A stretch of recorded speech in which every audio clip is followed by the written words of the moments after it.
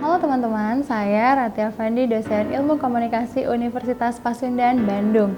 Selamat datang di channel saya, di mana teman-teman akan lebih tahu, lebih paham, dan lebih ngerti tentang segala sesuatu yang berkaitan dengan ilmu komunikasi. Tentunya dengan cara yang menyenangkan, dan pastinya akan bikin teman-teman semua auto ngerti. Nah, di video ini agak sedikit beda nih teman-teman. Saya mau ngebahas atau ngerespon beberapa pertanyaan-pertanyaan yang udah muncul di kolom komentar. Tapi nggak semuanya ya, ini ada beberapa aja. Yang pertama, respon dari MLP. Oke, dia bilang thank you miss, jangan lupa makan yang banyak. Wow, biar tetap semangat bikin konten-konten buat ngejelasinnya. Siap, sediakan saja segala makanan yang kiranya saya sukai. Nanti direct message ya sama saya, miss mau makan apa, langsung dikirim. Nah, kemudian nomor 2, Sahrul Ramadan. Dia bilang bahwa terima kasih atas ilmunya. Sama-sama. Tapi saya ingin bertanya, pertanyaan nih. Ingin bertanya kembali kalau bentuk komunikasi interpersonal dalam sebuah perusahaan besar maupun kecil. Maksudnya bentuk komunikasi interpersonalnya ya. Jadi gini, komunikasi interpersonal sejauh ini kita kan tahu bahwa itu komunikasi antar individu satu ke individu lainnya. Dan itu bukan hanya terjadi di kehidupan sehari-hari, di keluarga, tapi juga tidak menutup kemungkinan hal ini terjadi di perusahaan-perusahaan. Mau besar atau kecil, komunikasi interpersonal antara anggota dari perusahaan itu pasti terjadi. Namun, Akang Sahrul ya, di sini komunikasi dalam perusahaan itu ada komunikasi yang setara antara kita dan yang sama levelnya dengan kita. Ada komunikasi ke atas alias komunikasi dari kita dan keatasan kita, atau komunikasi ke bawah antara kita dan bawahan kita. Nah, Kang Sahrul di sini menekankan komunikasi interpersonalnya saja. Artinya di sini komunikasi yang secara langsung dilakukan dari satu individu anggota dari sebuah perusahaan ke sesamanya, ke atas maupun ke bawah. Kang Sahrul bertanya, hal-hal apa saja yang ingin kita persiapkan ketika komunikasi interpersonal terjadi? So it's going about the topic. Ini mau ngobrolin apa ya? Kalau misalnya Kang Sahrul bilang, loh kan itu bukannya komunikasi interpersonal itu antara satu individu dengan individu lain, dua arah. Tapi jangan salah, komunikasi interpersonal juga bisa berlaku dengan banyak arah. Misalnya dari atasan ke bawahan ya, bawahannya banyak, kemudian atasannya ngomong ya satu arah, kemudian responnya dari beragam arah. Apalagi kalau pesan yang disampaikannya itu diliput. Wah, ini bisa bukan cuma interpersonal aja, tapi kita bisa bicara ini komunikasi dengan media keluar ya, kaitannya sama PR, adalah di video saya ya. Tadi yang tentang apa yang kita persiapkan udah, it depends on the topic. Kemudian terima kasih ya respon-responnya, semoga bermanfaat ya. Makasih kakakku, kakak. Ya makanya ajakin dong teman-temannya buat subscribe ya, dan share dan like sebanyak-banyaknya. Kemudian love this.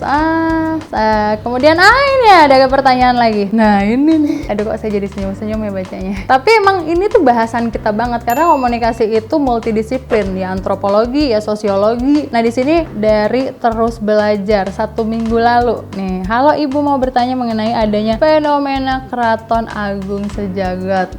Bagaimana orang tergabung dalam aliran sesat dan percayakan hal itu? Adakah teori komunikasi yang menjelaskannya? Oke, pertama kita mau ngebahas dari sisi sosial. Orang itu kalau udah kena desire and anxiety-nya, ini kata Bapak Hermawan Kertajaya ya. Halo Pak Hermawan. Jadi di bukunya itu beliau membahas bahwa ketika desire dan anxiety orang, keresahan dan gairah seseorang sudah disentuh, itu mau ngomong apa juga jadi bener. Nah dalam hal ini kalau kita lihat para pengikut Agung Sejagat, Keraton Agung Sejagat, itu mereka itu kalau dianalisa banyaknya dari kalangan menengah ke bawah. Bahkan setelah Bapak Agung yang terhormat itu ketangkep, muncullah fakta-fakta tentang dirinya, dimana ternyata dirinya adalah penjual angkringan, bahkan pernah ngontrak di pinggir rel kereta api di Jakarta apa Depok gitu ya. Wah itu akhirnya dia tahu anxiety orang-orang menengah di bawah itu bagaimana, desire orang-orang menengah ke bawah itu seperti apa. Pada akhirnya dia memframe ya, membentuk wacana-wacana yang dikomunikasikan kepada orang-orang, tentu saja kalangannya ya menengah ke bawah juga, di mana dia bilang, dia menjanjikan bahwa itu akan dimasukkan ke pegawai Pemda. Desire mereka tentu saja, keresahan mereka misalnya pekerjaannya tidak menjanjikan dan lain sebagainya. Oh, ditawarin jadi pegawai Pemda, ya iyalah, siapa yang nggak melek, langsung mereka gimana caranya supaya bisa tergabung di sana. Kalau misalnya ini Mbak atau Mas ya terus belajar bilang bahwa itu adalah aliran sesat, kita bisa bilang itu penipuan, purely penipuan, karena mereka memungut ya biaya dari para pengikutnya. Jadi para pengikutnya itu sudah kena tuh anxiety and desire-nya, yang pada akhirnya mereka bisa sukarela bayar 3 juta. Kalau mengenai teori komunikasi yang menjelaskannya banyak banget, tergantung mau lihat dari sisi yang mana. Mau lihat dari sisi kenapa bisa ikutan, ya kita bisa pakai fenomenologi. Mau ngelihat bagaimana persepsi orang-orang, kita bisa pakai teori persepsi dari Deddy Mulyana. Kita tergantung mau ngelihat dari sisi mananya. Apakah kita mau melihat cara persuasinya, cara persuasi Agung Sejagat itu mempersuasi orang-orangnya, kita bisa pakai teori yang lain. Oke, lanjut. Wah, ini ada dari Agariski Aziri ya. Ini aduh saya tersanjung banget, dia bilang makasih Bu dosen, sangat menarik, lebih bisa dipahami daripada presentasi dosen saya di kelas. Ya mungkin ini bisa mengimbangi ya, menambah informasi yang bisa bikin kamu lebih ngerti. Nah, oke, Nur Ihwal 3 minggu lalu meminta saya membahas tentang eksistensi diri di media sosial.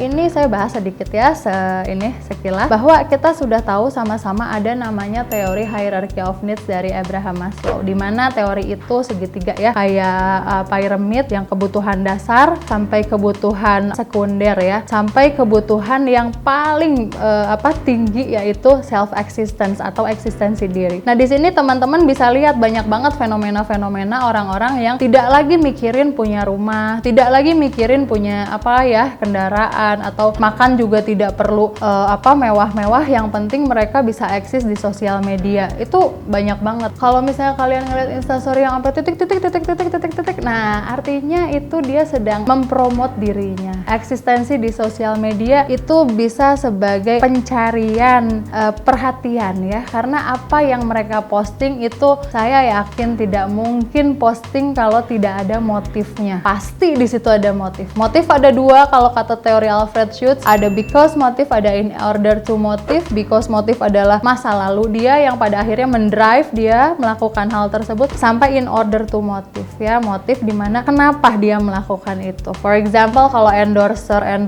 itu pasti melakukan posting produk-produk ya karena apa? Untuk apa? Untuk didengar, untuk promosi, untuk ya menjual ya. Lanjut. Nah, ini Tuan Rahmat nanya sama saya, kalau dead endorse honornya dikasih ke siapa? Kalau dead endorse nih, kita tidak fokus ke perusahaan besar ya. Kalau perusahaan besar harusnya mereka bisa menelusuri kemana mereka harus bayar honor pemakaian foto-foto tersebut. Tapi kalau misalnya kalian lihat di kafe-kafe gitu ya, ada gambar The Beatles, kemudian ada gambar Marilyn Monroe, terus ya banyaklah tokoh-tokoh terkenal lainnya yang udah nggak ada tapi sangat legendaris dan bisa menarik perhatian. Mungkin pernah dengar kafe-kafe yang relate sama 60s misalnya. Di Indonesia kan banyak tuh klasik-klasik kafe yang ada piringan hitam ya, pajangan-pajangannya lucu-lucu gitu, dan artisnya artis-artis ya 60, 70 mungkin ya 80. Nah, di situ sangat sulit melacaknya. Bagaimana cara melacak orang-orang yang menggunakan foto-foto tersebut? Itu pasti susah banget. Cuman kalau secara hukum mungkin nanti saya akan ngobrol juga sama teman saya yang dari Fakultas Hukum supaya teman-teman puas nih sama jawabannya. Oke, lanjut. Nah, kita scroll lagi ke bawah ya. Suka cara ngejelasinnya. Aduh, makasih banget. Terima kasih ilmunya. Aduh, makasih banget. Oh, ini nih, komunikasi antara dosen dan mahasiswa di kelas termasuk komunikasi kelompok kelompok kecil ya jatuhnya. Terus hambatan komunikasi dalam motivasi itu bagaimana sih? Ini dari Diah Ayu ya, udah 1 bulan. Wow. Hambatan komunikasi dalam motivasi ya, ketika seorang motivator tidak bisa menggain audiensnya, ya itu kegagalan dia. Jadi hambatannya misalnya ada barriers agama ya, kayak gini. Teman-teman pernah datang kan ke acara motivator gitu ya. Nah, mungkin boleh jadi pembicaranya itu memiliki latar belakang budaya yang berbeda. agama yang berbeda. Dia akan menjelaskan ke kita ya versinya dia. Nah, yang jadi barriers perbedaan latar belakang dia dan latar belakang kita. Goals kita dengan goals dia. Gak mungkin kan seorang motivator yang udah tenar banget, terus udah gitu orangnya yang ngedengerinnya banyak banget, terus ditanya satu-satu. Apalagi motivatornya udah masuk TV, ya itu latar belakang kita beda. Ya pendidikan, ya agama, apalagi pengalaman, traumatic experience ya, itu beda. Dan itu tuh menjadi barrier atau hambatan. Oke, lanjut. Nur Ihwal bilang sama saya, ini baru dosen melek digital. Wow, terima kasih. Kemudian, ini ada, ini teman saya nih, Abang Teku. Thank you Bang, udah respon ya. Dia bilang, good topic, keep going, berarti sip. Wah, ini. Oke, lanjut lagi dari Rabani Mibers 21. Auto ngerti, teh emang bener weh. Alhamdulillah memang saya harus belajar lewat audio visual supaya bisa langsung ngerti. Terima kasih Bu atas videonya, semangat. Aduh, terima kasih. Waduh, ini ada respon dari teman saya. Kebetulan dia orang India dan dia bilang, speak English, of course. Another video, I'm going to speak English fully in English. Kemudian terima kasih ya BTKDP Junior, oke. Dan semuanya itu pada bilang terima kasih, bermanfaat. Aduh, seneng banget. Seneng banget. Oke, teman-teman, kayaknya segitu dulu ya jawaban-jawaban dari pertanyaan-pertanyaan yang udah muncul di kolom komentar.